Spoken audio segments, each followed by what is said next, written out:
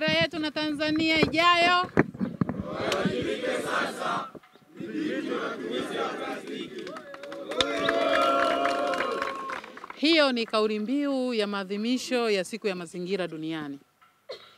Nipende tu kushukuru sana balozi wetu wa mazingira Tanzania, ndugu yetu Jairus Sinene, kwa kazi nzuri ambayo mnaifanya ya utunzaji wa mazingira.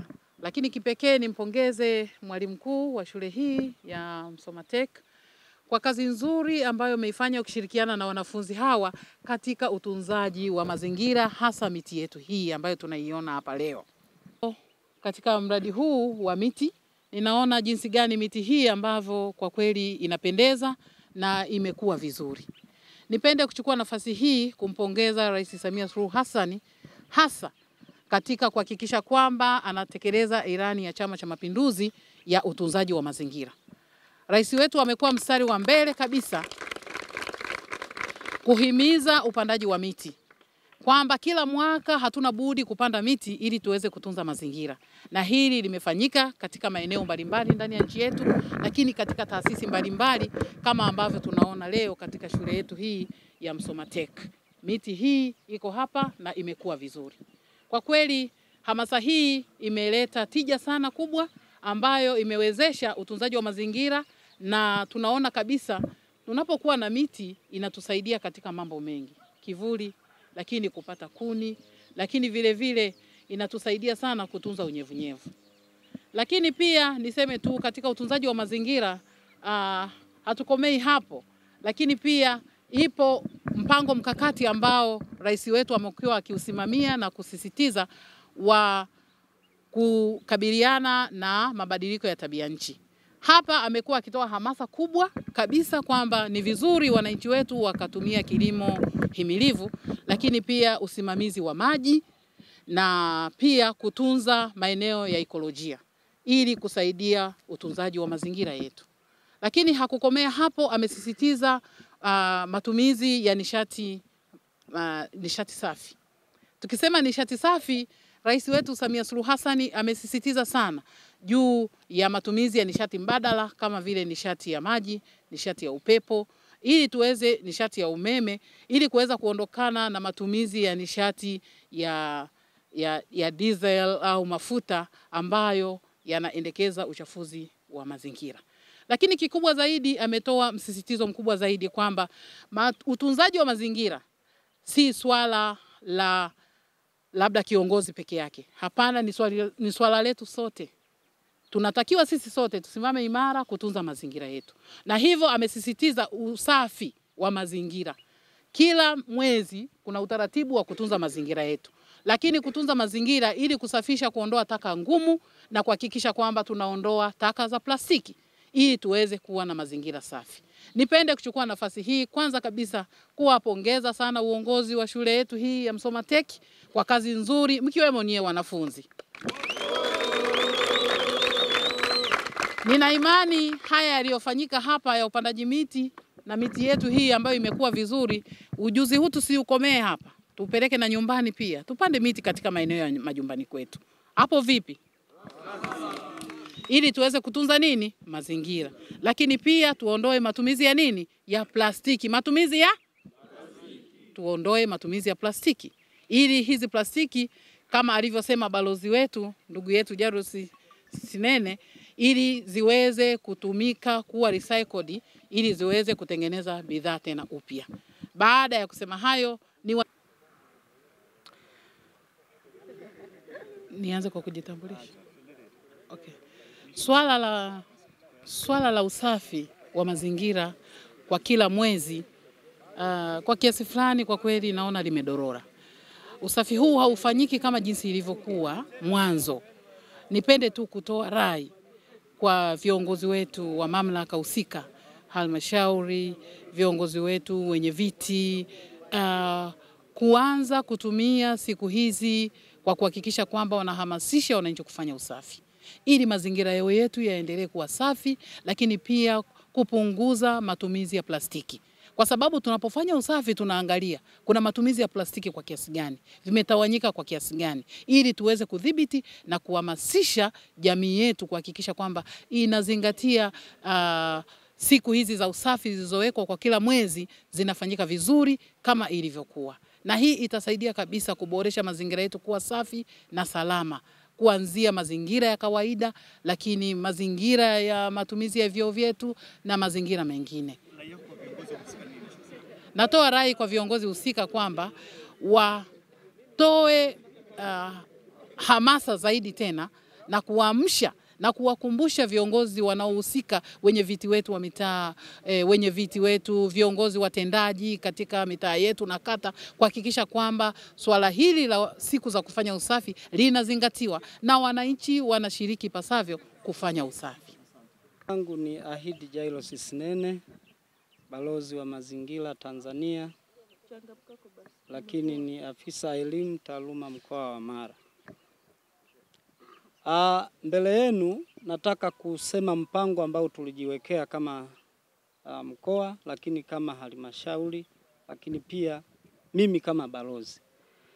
Kwa maana ya mkoa, kila halmashauri tulipewa maelekezo ya kupanda miti 1.5 milioni kila mwaka.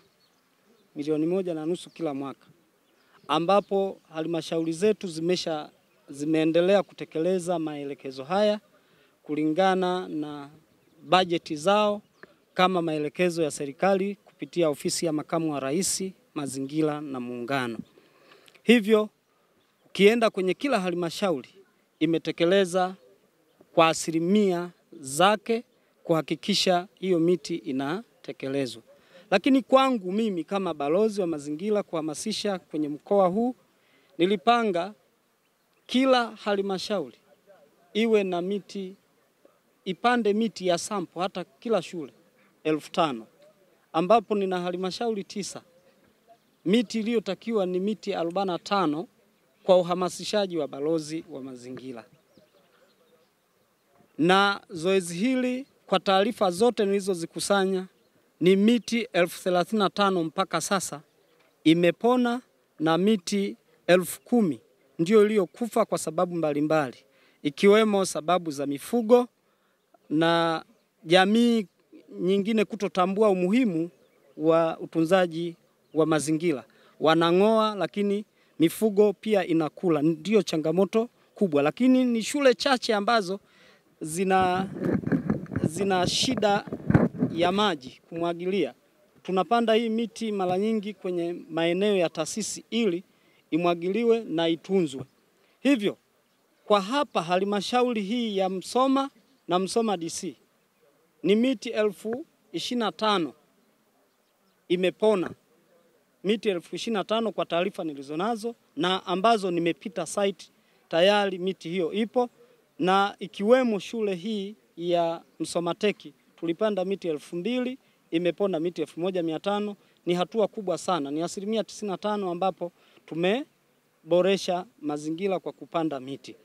Sasa nitoe rai kwa viongozi mbalimbali kuanzia ngazi ya kijiji mpaka halmashauri kwamba lile zoezi la kuhimiza usafi, kutunza mazingira sio kupanda miti tu, ni pamoja na kufanya usafi, kuondosha taka za plastiki katika maeneo yetu ya kazi. Kwa hiyo nitoe rai kwa wote, lile zoezi la kila Jumamosi kuendelea kufanya usafi katika manispaa ya Msoma na katika halmashauri zote. Mimi kama balozi wenu niwape hamasa ya kuendelea kuongeza kasi ya kufanya usafi na kuhimiza kila mtaa na kila kijiji kuhakikisha maeneo yao ni masafi na maeneo ya jumuiya yanakuwa ni masafi. Hii itatufanya sisi tuendelee kuwa na sayari nzuri ya dunia hii ya Msoma na mkoa wetu wa Mara. Asanteni. Asante. Kwa kipindi cha nyuma tulikuwa na hiyo sera na bado ipo, ila usimamizi ndo umekuwa hafifu kidogo.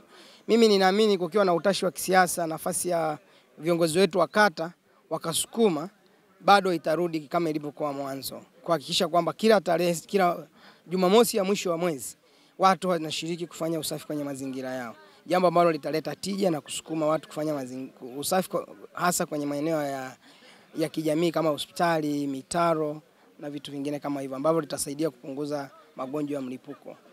Mlipanda miti mingapi katika kampeni ya upandaji miti milioni 1.5? Sisi hapa shuleni tulipanda zaidi ya miti 2000. Kwenye mazingira yote ya shule tulipanda zaidi ya miti 2000 katika awamu tofauti tofauti. Kuna kipindi waleta 500, kipindi waleta 1000, kuna kipindi waleta tena 500. Katika hiyo miti imekuwa zaidi ya miti 1000 kama 400 au 300. Mingine ilikufa kwa sababu shule yetu pia iko kwenye eneo ambalo ni la ukame.